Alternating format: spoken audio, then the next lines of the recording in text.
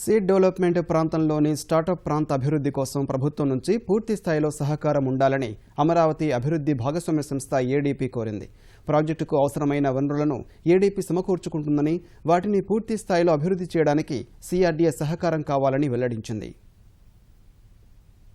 అమరావతి నగర నిర్మాణానికి అవసరమైన భూములు అందించి అందులో ఎలాంటి నిర్మాణాలు, పంటలు, వృక్షాలున్నా వాటిని తొలగించాలని రాష్ట్ర ప్రభుత్వాన్ని ఏడీపీ కోరింది. ఎలాంటి ఆర్థిక, న్యాయపరమైన ఇబ్బందులు లేని భూములే ఇవ్వాలని, భూ యాజమాన్యానికి ఏవైనా సమస్యలుంటే సిఆర్డీఏనే బాధ్యత వహించాలని స్పష్టం చేసింది. ప్రాజెక్టు అమలుకు పెట్టుకునే అనుమతులకు తగిన కాలపరిమితిలో ఆమోదించాలని, ముఖ్యంగా కేంద్ర ప్రభుత్వ ఆధీనంలోని పర్యావరణం, ఇతరత్ర అనుమతుల కోసం రాష్ట్ర ప్రభుత్వం సహకరించాలని ఏడీపీ కోరింది. ప్రతిపాదిత ప్రాజెక్టు అమలుకు అవసరమైన అనుమతుల కోసం ఏకగవాక్ష విధానం ప్రవేశపెట్టి పారదర్శకంగా అమలు చేయాలని విజ్ఞప్తి చేసింది. ప్రభుత్వంతో పాటు వివిధ ప్రభుత్వ సంస్థలు, అమరావతి అభివృద్ధి భాగస్వామి మధ్య సమన్వయం కోసం ప్రాజెక్టు కోఆర్డినేషన్ కమిటీ ఏర్పాటు చేయాలని, అందులో ఏపీ ప్రభుత్వం ప్రధాన అభివృద్ధిదారు నుంచి సమాన సంఖ్యలో ప్రతినిధులను నియమించాలని విన్నవించింది. ప్రాజెక్టు అమలులో ఏవైనా సమస్యలు, వివాదాలు తలెత్తితే రాష్ట్ర ప్రభుత్వం మధ్యవర్తిత్వం వహించడంతో పాటు సూచనలు, సలహాలు ఇవ్వాలని కోరింది. స్టాంప్ డ్యూటీ నుంచి ఏడీపీని మినహాయించాలని, ప్రాజెక్టు